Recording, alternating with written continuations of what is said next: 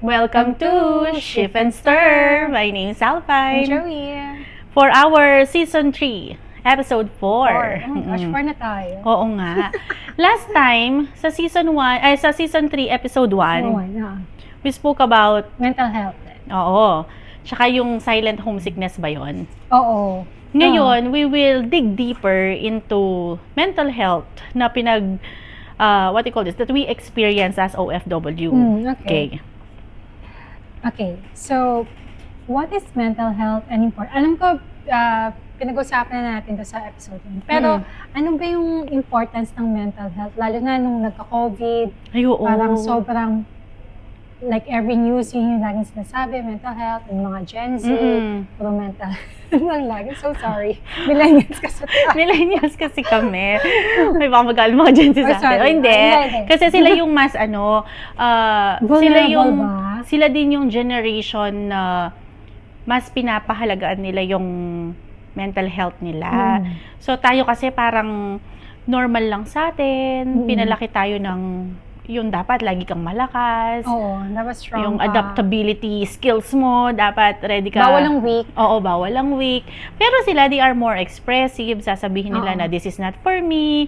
It's not like, serving the purpose. Bakit ako magtatrabaho? Tapos, nasistress lang ako. So, yun yung sinabi ko last time. Adversary quotient. Feeling ko naman, ang bilis nilang sumuko pag minsan. Totoo yan. Tayo, kahit na ano nangyayari sa atin, hindi tayo makasuko. True? Parang dire-diretso lang. Dire-diretso lang. Pero I know, pag tumanda na rin sila, magiging ganun din sila. Marirealize nila. Ang adulthood talaga. Totoo yun.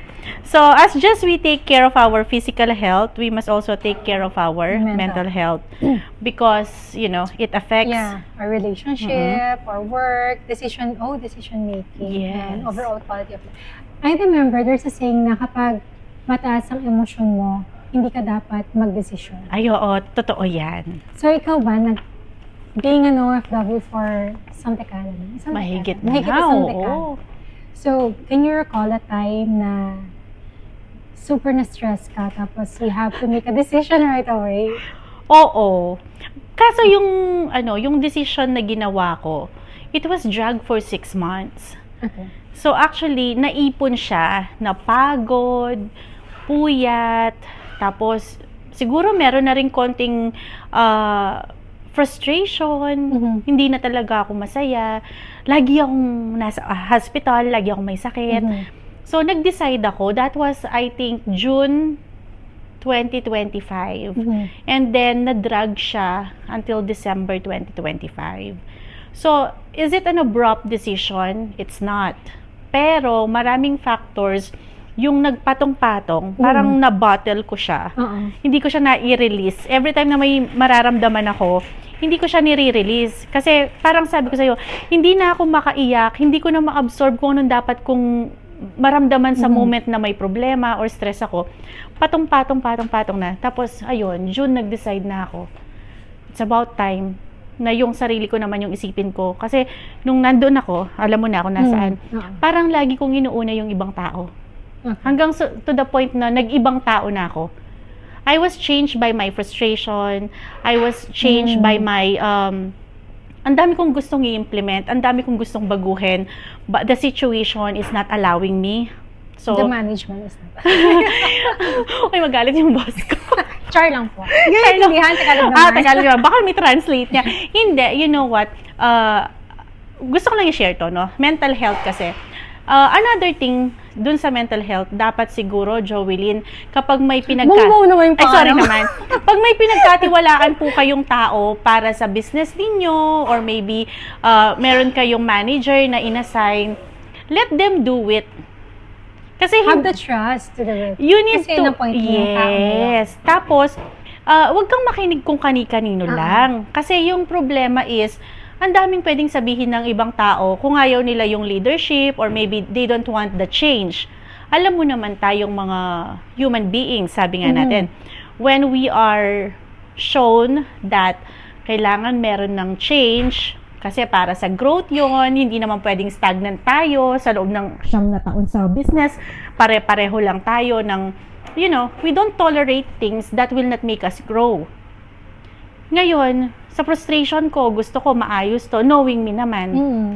Halos mabusisi, tapos parang perfectionist. Napu-frustrate ako pag yung ini-expect ko hindi nangyayari. Sabi ko, hold back. Wag na munang magbigay ng todo-todo sa kumpanya. Kasi end of the day, ako lang na din naman yung nasasaktan. Nagko-collapse ka na sa trabaho. Isipin mo, morning, nasa isang company ka, tapos gabi, mag-host ka ng mga events. Yung punong-puno na ako.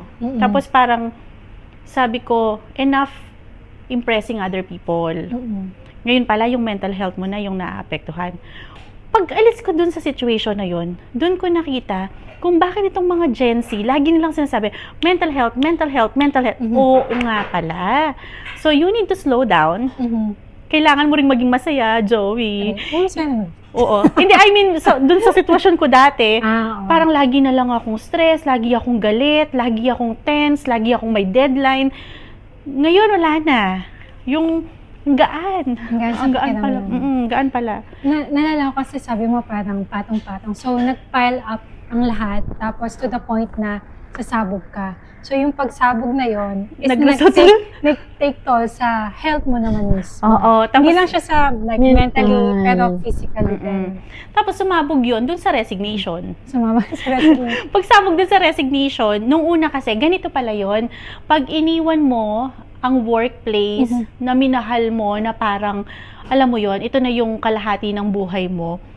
Yung unang isa, 2 buwan na wala ka doon, ang hirap pala kasi you are breaking free from the routine na 9 na taon mong routine, tapos biglang nag-iba, tapos inalagaan mo yon. Doon papasok yung pain. But you shouldn't be dwelling with that pain.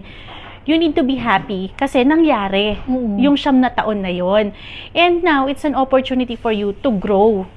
Outside of that organization. Outside naman, saan ako makaka-contribute outside that organization? Tapos nakuha ko yung freedom. Pwede na akong magturo kung saan-saan. Makikita nyo na ako sa mga seminar, workshop kung saan-saan. Hindi na ako nasa isang place lang. So, yun yung positive na nangyari doon. Tapos, yung freedom mo na pwede kang mag-business ng sarili mo, pwede kang makipagtrabaho, makipag-collaborate sa iba't ibang companies. And I think, kapag nasaktan ka, it's a preparation for you para sa ano? For growth? Oo.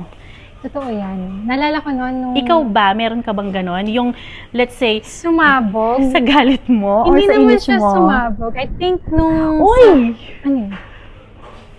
Yung dati, yung na-mention mo rin yun sa episode natin. Oy, busit ako dun sa natin. I mean, I love the job. Yeah. I love the company. Pero kasi, hindi lang enough na gusto mo yung kumpanya or yung job mo. Minsan kasi... Uy, very good ka dyan. Relate ako dyan. Sige, go. Malaking effect yung mga tao or yung mga ka-work mo. So, even though you like the job, you like the company, pero yung mga tao, like, everyone is against you. Like, wala ka ng tamang ginawa. Pero, ganun pa rin yung work mo, ginagawa mo pa rin kung ano yung dapat Ang mong problema gawin. kasi, kapag hindi mo sila na-satisfy on a personal level, you will become the villain. Pero ang hindi nila alam kung paano mo sila pinaglalaban araw-araw para makuha nila kung ano yung para sa kanila. Doon ako nagagalit. Siguro iniisip nila, nagiging strict ako. It's not.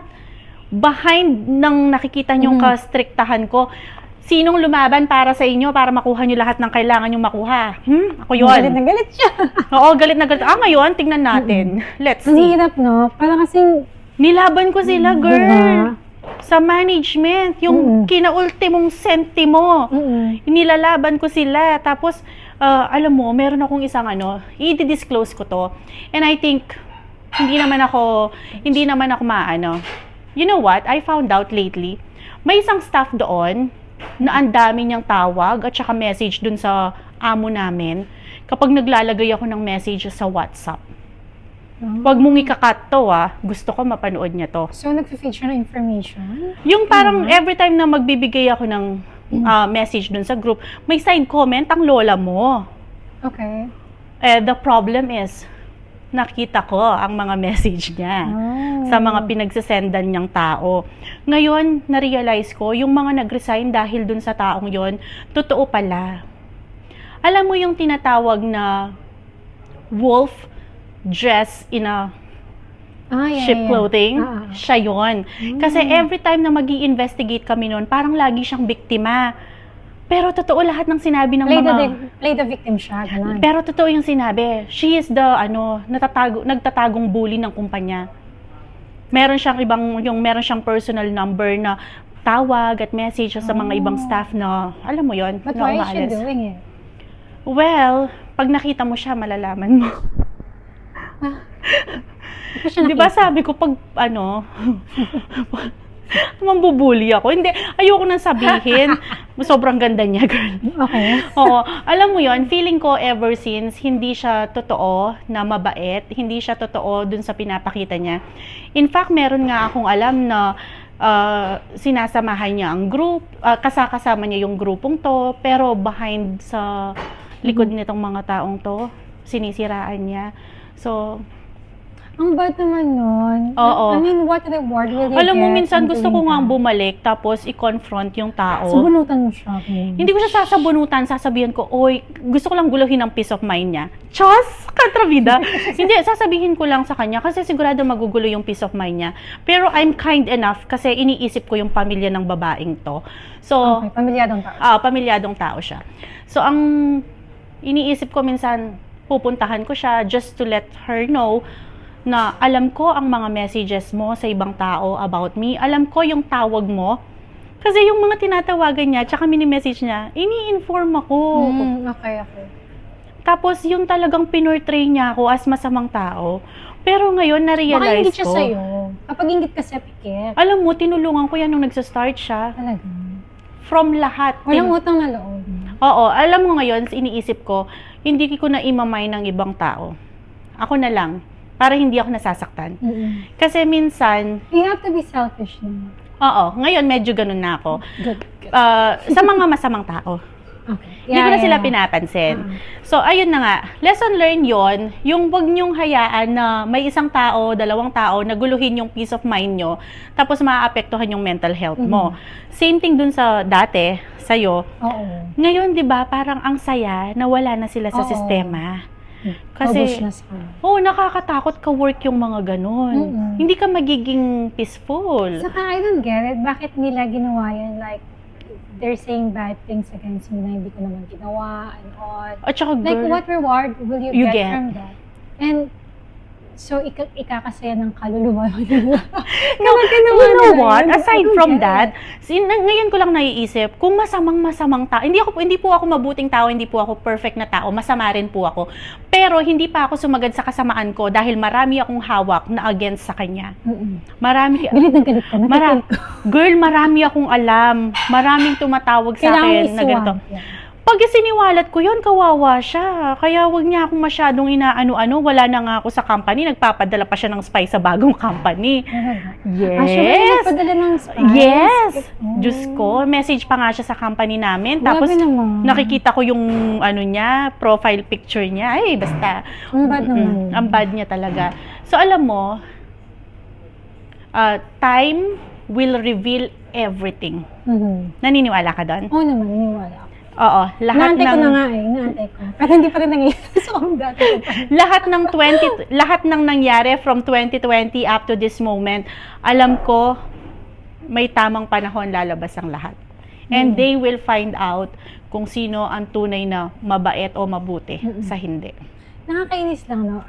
Ako, may philosophy ako sa work na work is work. So, parang lagi mo isang tabi yung mga personal, whatever personal that you have. Basta magtrabaho ka lang na maayos. And treat people Dapat kindly. ganun. Dapat ganun. Wag yung pag nag-send ng message, alam mo, sa harap ko, tawag niya sa akin, Miss Alpine, pero pag nagme-message siya sa may-ari ng kumpanya, This Alpine. Yes, nakita ko yung mga messages. I saw the messages. Kaya ganun ako galit na galit because when she needed me, I am the first person na laging kumakampi sa kanya. Grabe naman. Kahit may ebidensya yung ibang empleyado, kinakampihan ko pa rin siya because I knew her better. I thought. hindi ko pala siya Fasad kilala. lang pala. Oo. Kilala mo. Napakasama nito. Itong face lang. Totoo. Pero alam mo, believe in karma. Karma is just like a ticking bomb. One day, it will explode in your face. Ganon siya kasama. Naniniwala ako sa karma. Pero don't, wag ka mag-wish na masama sa kanila. Masama sa kanila. Yun na nga, sabi ko, minsan yung isang tao na nakakakilala sa aming dalawa, iniisip niya na may gagawin akong masama dun sa taong yon. Sabi ko, sa kinatagal-tagal ng alam ko lahat ng sikreto niya na ginagawa niya behind, kung may isang tao na pwedeng manlaglag sa kanya, ako yon. Pero iniisip ko yung pamilya niya. Iniisip ko na may anak itong taong to. So I will not do that. The moment na kung sino yung gumawa ng masama sa akin at may pamilya sila at sila yung breadwinner, rest assured, my mouth is closed, zipped. But, hintayin mo kung anong balik ng karma sa'yo. Naniniwala ako. Kaya dapat itama mo na yung mga ginagawa mong yan. Lalabas yan. Huwag kayong maging masamang tao. May nabasa ako, wait lang. May nabasa akong comment sa isa, dalawa, tatlo, apat na tao ang nag-resign dahil sa taong to. Grabe naman. Siya pa lang, may tawag dun eh. Parang siya yung lintas organization, something like that. Pero kapag nagkonfrontahan sila, siya yung kawawa palagi. I'm a witness of that. So, mabuting kaibigan siya sa akin dati. Tapos, doon papasok yung kasabihan na your greatest critic or the biggest enemy na pwede kang magkaroon, it's not from outside. It's in your circle. Isipin mo yon. O nga, no? Hindi pwedeng yung pinaka-greatest kaaway mo, hindi mo kakilala or hindi mo kaibigan. For sure, yung greatest na critic mo at magiging kaaway mo, make sure. I'll make sure. Isa yan sa mga kasama mo dati. No? Totoo. Okay, you're saying? Yung pagiging mabait, may nabasa akong comment sa Facebook na wala namang bayad maging mabait na tao. So, bakit hindi natin gawin? Totoo yun. Tapos, isipin mo na lang, lagi kong iniisip, dun sa segment number 2 natin, the reason why hindi na ako mag-retaliate, pabayaan mo na nga siya, is because I am here to earn money. I am here to work. Kaya nga OFW, di ba? Pero kapag may ibang tao ang gumugulo na sa peace of mind mo, definitely, Pilipino tayo, lalaban at lalaban tayo. So, ngayon, siguro dahil matanda na tayo, pinipili na lang natin ng kapayapaan. Less drama. I let it go. Bahala na yung Panginoon sa kanya, ang tadhana, na I'm sure one day. Babalik at babalik sa kanya mga ginawa niya. Pero, hindi lang kasi isa, marami yung ginagawa niya. Even up to this moment, kasama mo yung katrabaho mo. Nandun pa din siya, di ba? Oo, yakap-yakap mo, halik-halik mo, tapos pagtalikod ng mga ibang staff, pinapa-terminate mo. I mean, why? 'Di ba? Ang bad naman mo. Kasi tandaan mo, Jo, yung matagumpay ka ngayon, yes. Magbilang ka ng taon, maybe ikaw na yung nasa baba. Yung mga inaapak-apakan mo dyan, sila na yung nasa taas. Gusto mo ba na sabihin na, ay, wala na siyang kwenta, ipa-terminate mo na? How will you feel?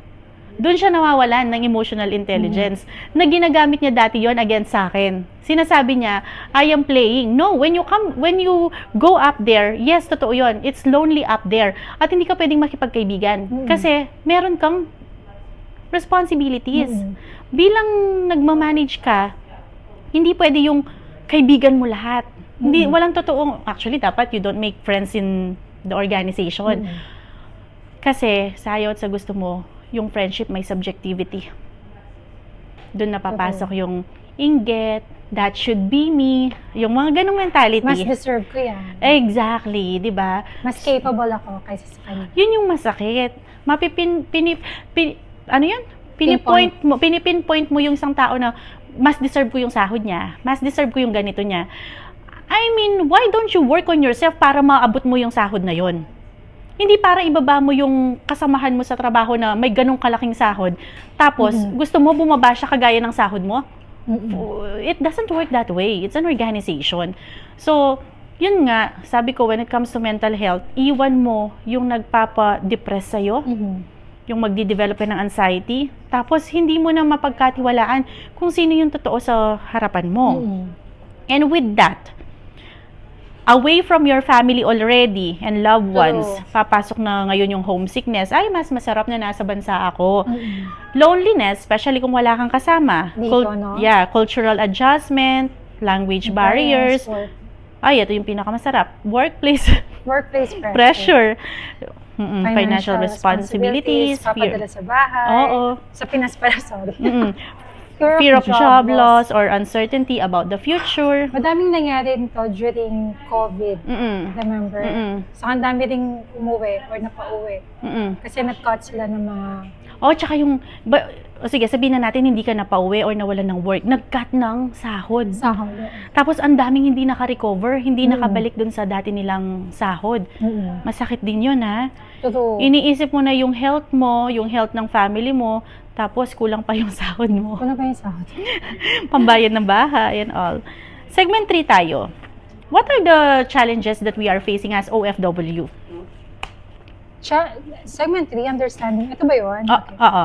So, yung common mental health concern is yung anxiety, Depression. constant worrying about finances, depression, and burnout. Nagkaroon ka na ba ng anxiety? Anxiety. Scaling. Anxiety. Siguro, ewan ko, nakakalimutan niya kasi ako. Pero siguro nagkaroon ako ng anxiety.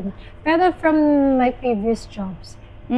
Parang sa job din pala, nagkaroon ako. Hindi mo anxiety yun, parang, kasi may umaway sa akin. No? Bakit ba tayo inaaway? Ewan ko ba? May umaway sa akin. Pero in the end, finded block sa lahat ng social media. Oy, wait lang po. Tapos delete. Sige, sabi mo. We are also, again, here in Tea Social Cafe. Oo. Ang sarap din ng kanilang, I think this is lemon blossom tea. So, on ice, over the ice. Thank you, Tea Social Cafe. Thank you, Tea Social Cafe. They are located here in Bin Mahamud. Nandito po sila malapit sa May Quest, dito sa left side. Tapos dito, Doha Oasis. Tapos dito naman, yung dating Jollibee, diretso ka lang, tapos yung last right, pasukin mo yung kantong yon kung saan meron iba pang mga kainang Pilipino dito, and they are in front of Lookbook Gent Salon. Malapit sila sa Medina Mart. Dito po yan. Google nyo na lang Tea Social Cafe. Yes. Uy, merong sa Google Map na Tea Social Cafe Mansura. Mali po yun. Nandito po sila sa Bin Mahamud. Iba yun? Wala na yun. I think wala lumipat sila dito. Nandito sila. So, dapat sa Bin Mahamud. Yes. So, nagka-anxiety ka? Nagka-anxiety ako. Pero, ewan ko, dahil siguro matanda na tayo. Ang tanda natin. Inaana lang, parang, okay, fine, whatever. Go on with your life. Feeling, ngayon kasi, madali lang ako makamove on. Like, okay, galit ka sa akin. Okay, fine, I'm sorry kung nasaktan kita. Okay, move on na tayo. Ganun. Pero kasi yung mga, like, the younger generation, masyado na dinidibdib. Kahit naman ako noon. Kahit ako naman noon. Kaya nga, nilet go ko yung sobrang, yung parang nagpagalit sa akin dun sa taong yun. After I saw all the messages and I heard all the call na ginagawa niya. So, yun yung naging sa akin. Tinitingnan niya, baka alam nang padaan-daan tayo mga tao dito. So, dun na ako nagmumula. So, I'll just let it go. Let it go. Yung, kumbaga, hindi mo na hihintayin na mag-sorry yung tao sa'yo. It's about you being okay with the terms na hindi na sila magpapasorry sa'yo, hindi na sila mag-e-explain. Ang mahalaga is, you let yourself have the peace na deserve mo, girl. I think yun yung keyword, yung dapat at peace ka sa sarili mo na, okay, sige, hindi siya nag-sorry, so it's not the end of the world. People move on, you also move on. Let's all move on and be happy. Let's pray for those people who's not doing good. Tapos, move on na. Basta maging masaya na lang. How about ito, medyo malalim to. Na-depress ka ba? Hindi naman na-depress. I think more on galit. Galit talaga. Nagalit talaga ako. Like, feeling ko, alam mo, pareho tayong nang napagdaanan. Late lang yung sa akin. Nauna ka ng konti. Nauna yung sa'yo. Kasi, outside work, lumalabas kami. Ay, ganon? Kasi meron kaming, Pareho. Diba? May life kami outside work na kami din ng mga co-workers ko. Oo. Tapos, okay naman yung bonding, Tapos, Huwag kayong ganun. iba yung mukha, like, Oo, totoo ingit na yan. ba sa akin, ganun. Minsan kasi, walang magko-compete sa'yo ng tao na masaya sa buhay nila. Tandaan mo yon. Yung tao na maiinggit sa'yo, yung tao na makikipag-compete sa'yo kahit kaibigan nila, hindi yun masaya sa buhay nila. Tsaka mga pangit yung mga yon. Pangit. Lagi yung sinasayang pangit ka kasi. Oo. Yan. Diba sabi ko sa'yo, dun sa unang episode, kapag ang mukha, wag nang eterno sa ugali. Dapat, hindi ka nakagandahan, magpakabait ka naman. No? Wag yung bait-baitan. Iba yung bait-baitan. Oo. So, hindi ka na-depress, nagalit ka. Galit. Oo. More galit. Pero, nalungkot ka. Nalungkot ako kasi, pinagkatiwalaan ko yung tao mo yun. Tapos, all of a sudden, ay, ganito pala siya behind my back. Ang sakit nun, no? Oo, kasi parang, Nabubwisit ako sa mga... ewan ko ba, yung bahal na bahal. Na-burnout ka. Burnout is... Lagi ko na tinuturo magpapaka-HRM mo na ako. Burnout is yung feeling na cynicism. Yung feeling mo na pagod ka na, pero lumalaban ka kasi dinideny mo sa sarili mo na you're tired, na hindi ka na masaya.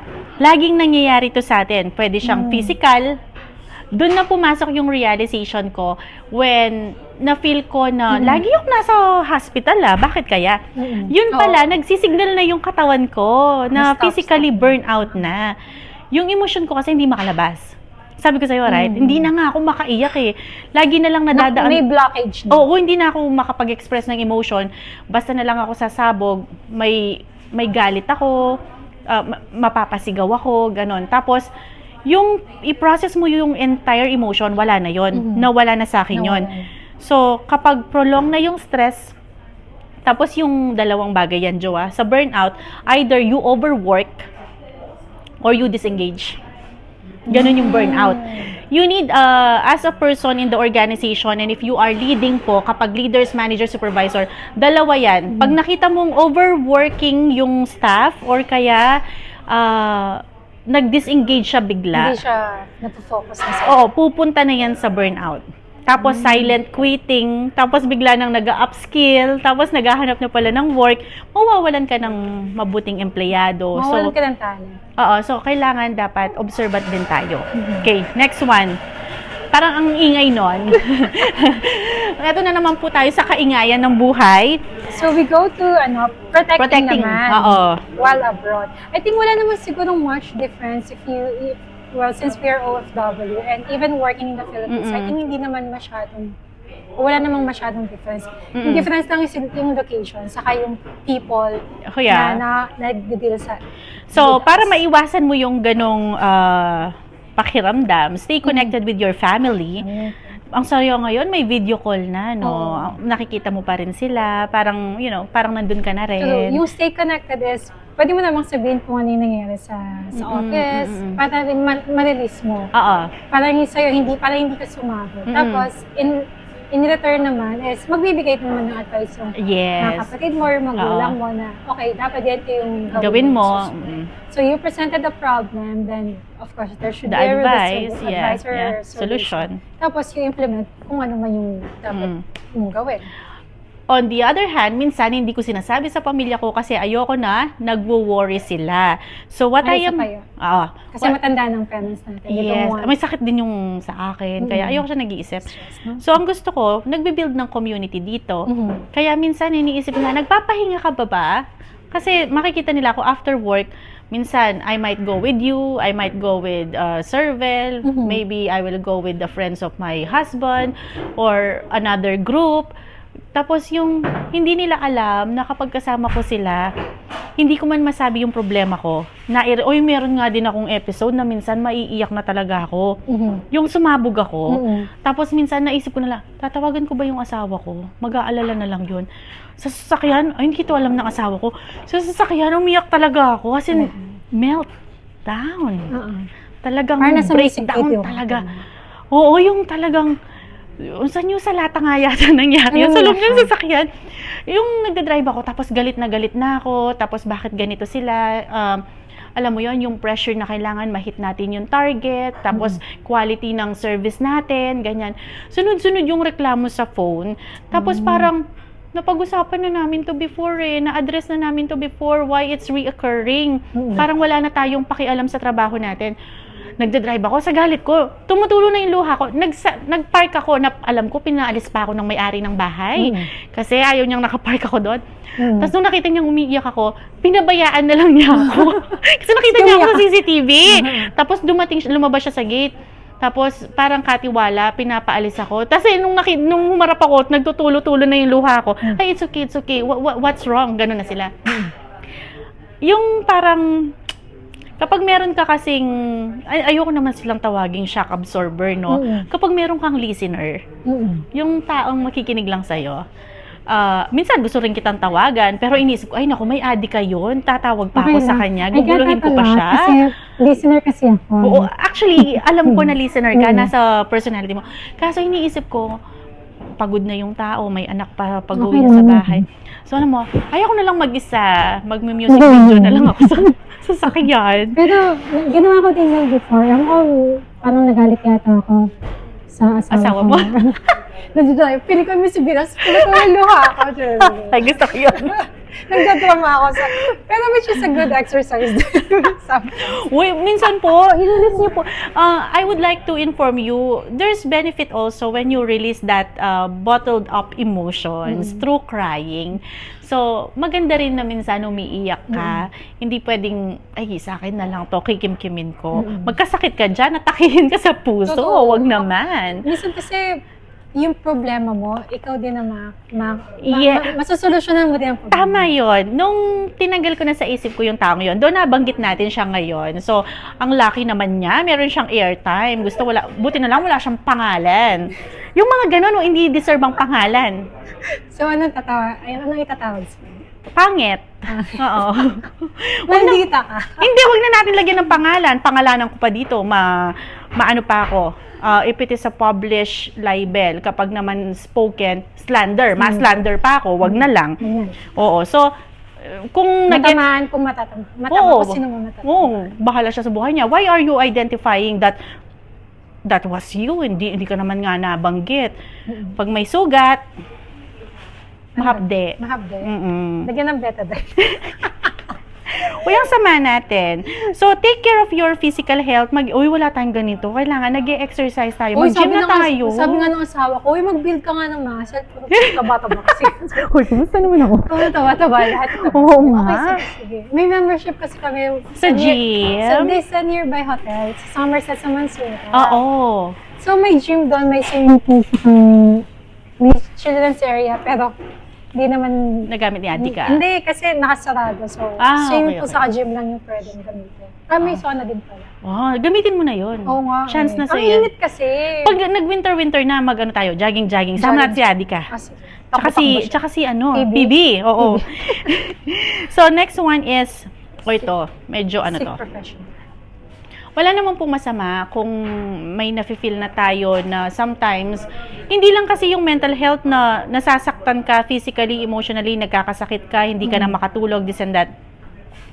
Yung worse than that, yung parang gusto mo nang saktan yung sarili mo or manakit ng ibang tao, or yung rage, may rage na, bato dito, bato doon. Di ba may taong ganon? May physikalan. Oo, may nakita ko sa social media, sa Facebook, nagkaroon siya ng episode na talagang parang binagyo yung kwarto niya. Bato dito, bato doon. So, feeling ko hindi na normal yon. So, what we need to do is to get physical. Ayan na naman po siya. May dumaan kasi. Huwag mong tingnan. Professional help. Seek professional help. Walang masama doon. Magbabayad ka nga lang. At least baka kailangan mo ng gamot, di ba? Minsan kailangan ng gamot. So, as a conclusion, let's remember that behind every remittance sent home is a human story. Hindi nyo po alam kung anong pinagdadaanan namin dito. May pa-mental health po kami dito. yung pera na yan, may mental health. May mental health po. It's a story of sacrifice, a story of resilience, and sometimes it is a story of emotional struggle. Totoo yun, no? Totoo yun, no? Naalala ko noon, hindi lang naman siguro ako, pati ikaw or other OFWs na, okay, papadala ko ng ganitong amount, pero yung natitira lang sa akin is maybe 10% of it, 20% of it. Tapos ikaw, pagkakasyahin mo yon, no? Lagi ako nakaka-relate dyan. Yung kasing anak ko na napakabait. Teya, Si Teya. Madaming pangangailangan si Teya. So, madami rin pangangailangan yung tatay ko. Well, those are needs and sometimes gusto mo rin maibigay yung wants nila to the point na ikaw na yung babaloktot sa kumot, no? Oo nga. And, that's part of life as a provider. Pero, yung puso mo, tuwang-tuwa kapag nakakapag-provide ka sa pamilya. But wag lang po sosobra, ha? Naalala ko, sinabi to ng kaibigan ko noon na, ang pera, pwede mo siyang kitain ulit. Pero Yes. ang buhay or ang happiness, hindi mo na parang, may buhay, hindi mo na may babalik ulit. And to close this, for those who are thinking na may gawing masama sa self nila o sa ibang tao or yung galit talagang umaapaw na, guys, you need to slow down. If you need to seek professional help, walang masama doon. Hindi naman porke nagpatingin ka, ibig sabihin baliw ka na or sorry for the term, but it is what it is. Hindi porke nagpatingin ka, ibig sabihin may tama ka na sa mental, no, or anything. No, hindi po.